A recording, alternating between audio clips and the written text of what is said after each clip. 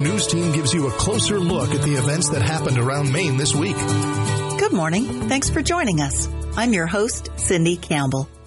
Orrington's Old Home Week festivities are stretching over most of the month, including a wiffle ball tournament that will benefit a great cause later this month. I chatted with Ken Clark of Orrington Recreation about the tournament and how to get involved. Ken, how many years has the Orrington Wiffle Ball Tournament been going on? So this will be our fourth year, and it's grown every year since the beginning. Were you able to do it last year with the pandemic? Unfortunately, no. We weren't able to get the tournament together, so everyone's going to be very anxious to get this one going. All right. Who are you playing wiffle ball for this year? Yeah, so in the past, it's been a fundraiser for Orrington Rec, and we've used those funds to help with different projects, large projects within our facilities. And then this year, we had a young boy from the town who came down with acute lymphoblastic leukemia back in November.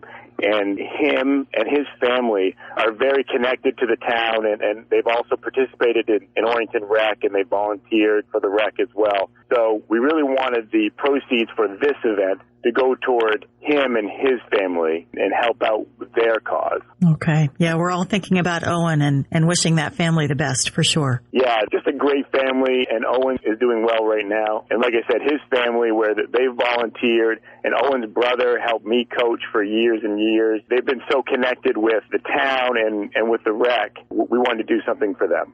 Okay. So let's talk wiffle ball. How many people are needed to make up a team, Ken? So there is at least 3 people. Okay.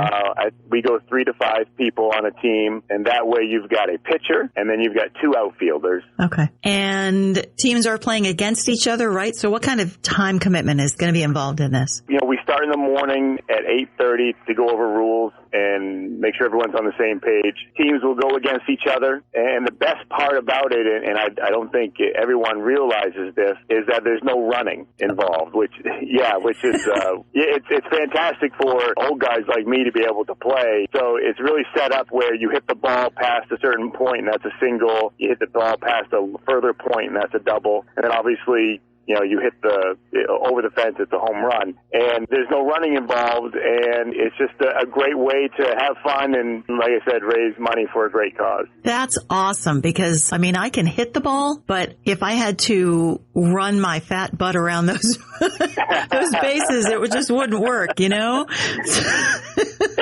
It just makes it fun for a lot more people to get involved. There's no catcher or anything. We have a strike zone, which is just a board with a 30-inch by 30-inch hole cut into it, and the strike is you get it into that hole in the board, and obviously if you miss the hole, it's a ball. Yeah. And then that's how you continue to keep score, and the teams have a lot of fun with it. And like I said, it's a great way for young and old to enjoy the game. And there are different age groups in this tournament, right? Yeah, so we've always done high school and adult league, where it's an open division, 14 and up, and that's been where most of our success has been.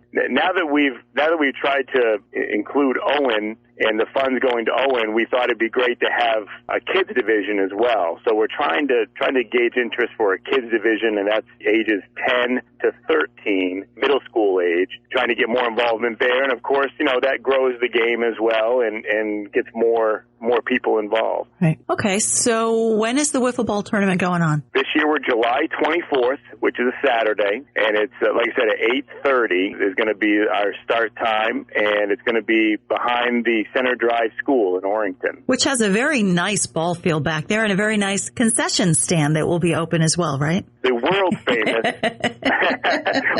Orrington Snack Shack will be open, and throughout the years I've been involved with rec and I've been involved with Little League, and we have surrounding towns come to visit our facility. And every year it's so great. We have people from other towns that have commented on how great our facilities are.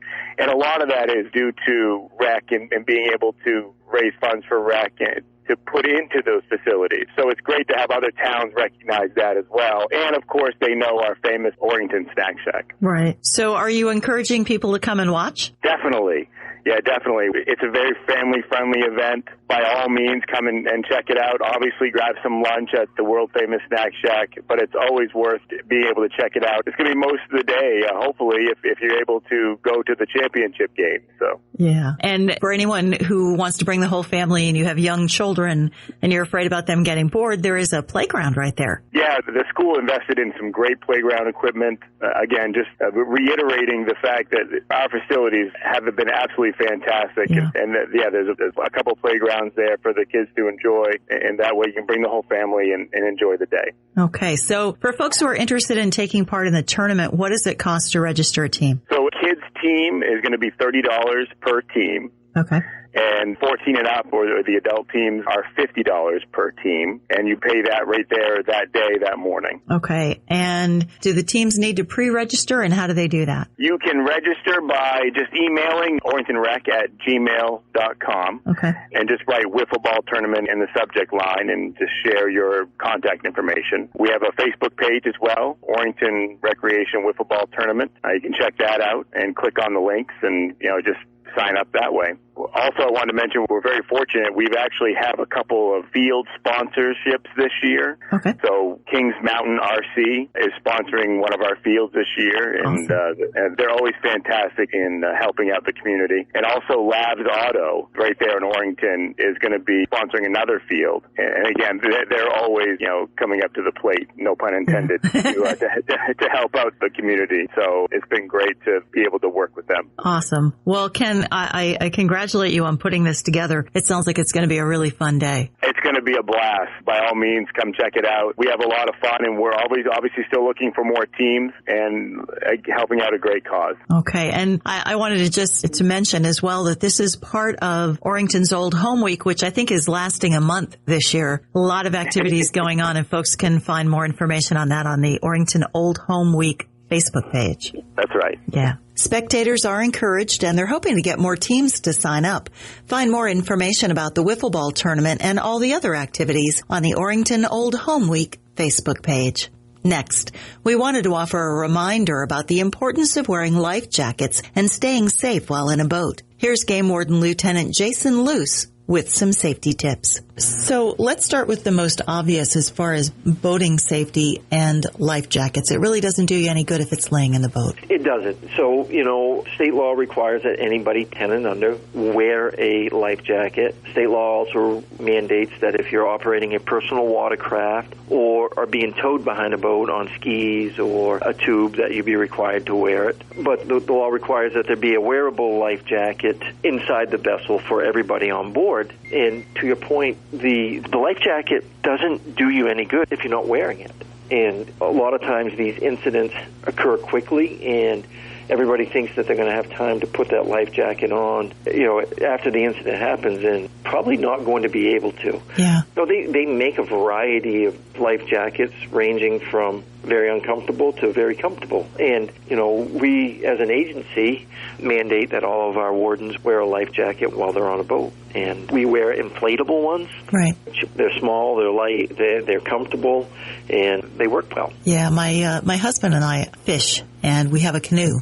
And I will admit, often didn't wear the life jackets because it's hard to fish in those things. So we got inflatable life jackets, and you don't even realize you're wearing it. You just kind of forget about it, and you have plenty of movement. I oftentimes will get in my truck, and after I've been out on a boat, and look down and realize that I'm wearing my life jacket. So they are comfortable, and they're practical. I mean, like you said, you can put it on and you don't notice it. They don't get in the way. You can still cast your fishing rod when you're fishing. You can move around. So no, they work very well, and they cost a little more than the normal orange yoke life jackets that you see. Yeah. On a lot of boats, but they're comfortable. Yeah, now, having said that, those orange yoke style life jackets work the best. They're the most uncomfortable, but they work the best. Those ones will keep your head out of the water if you are unconscious. So, you give up a little bit for comfort. Right. So tying the last 2 points together, right now especially, if you go out of the boat, that cold water is going to incapacitate you quickly. So having a life vest to help you stay afloat, it could make a big difference. It can make a huge difference. With the water temperatures the way they add on a lot of bodies of water, hypothermia will set in very quickly. Within a matter of minutes, even regardless of how good of a swimmer you think you are, within a matter of minutes, the hypothermia will set in and you won't be able to use your arms and legs. Your appendages get cold and, basically you're unable to keep yourself above water. Yeah. Okay. So let's get back in the boat. If you're driving a boat, always be aware of what's going on around you. Yes. So be cognizant of your surroundings. Main lakes and ponds are very rocky. So, first and foremost, know where you're going. Even before you go, tell somebody where you're going, where you're going to be, and when you plan on returning, and be cognizant of your surroundings. When we operate a motor vehicle, we have fog lines and center lines and yellow lines, and we know which direction we have to travel on. We have stop signs, and we have traffic control devices that tell us when we can go. We don't have those on the water. And so it's real important for you, first and foremost, just be cognizant of everything that's going on around you. There could be somebody on a stand-up paddleboard out there. There could be somebody swimming, and just be super aware of your surroundings. And as someone who is often out there in a canoe, be aware of where your wake is going. If you're going too fast and there's someone in a canoe and you're going to be sending out some heavy wakes, they're going to be tipping back and forth. So maybe slow down a little bit. Slow down a little bit, and I'm glad you brought up wakes because, as an operator of a boat, you're responsible for your wakes. And not only being responsible for your wakes when you're out in the middle of the lake, but keep in mind that the state of Maine has what's called a water safety zone. So anytime you're 200 feet or closer to shore, you have to operate your vessel at headway speed only. Okay. And headway speed means speed necessary to provide forward propulsion and maintain steerage. So there's no speed limit, just you have to be going super slow and be able to maintain your steerage and not create a wake. Okay.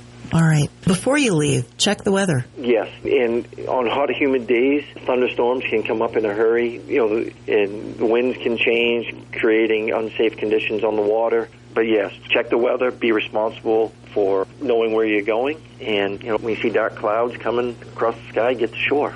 Yeah. Okay. Well, I think it's also important to think about your own personal health. So, sunscreen and plenty of water to drink so that you are able to stay in control of that boat. Excellent point. You're out in the sun all day. You become fatigued. There's glare on the water. So, keep all of those things in mind. Stay hydrated and wear your sunscreen. Maybe minimize the effects of the heat when you're out there on the water. Okay. And leave the alcohol maybe for the shore after you get done? Exactly. So the state of Maine, operating a boat is the same as operating a motor vehicle. If you're over 21 and you have a BAC, blood alcohol content, of 0.08 or greater, you're going to be arrested and taken to jail. And we have zero tolerance for that. If you're under 21, you can't have any alcohol in your system. So leave the alcohol at home. Leave the alcohol back at the camp. Wait until you're done recreating on the water. Obviously, we don't want you to drink when you get back to the boat launch. Wait until you get home and someplace safe, and you're not going to have to operate any machinery. Okay. Swimming behind a boat. I know I've talked to the state epidemiologist before, and it's something I never thought of. If you're going to go out in the middle of the lake and go swimming, maybe stay away from the back of the boat because you can be dealing with carbon monoxide at that point.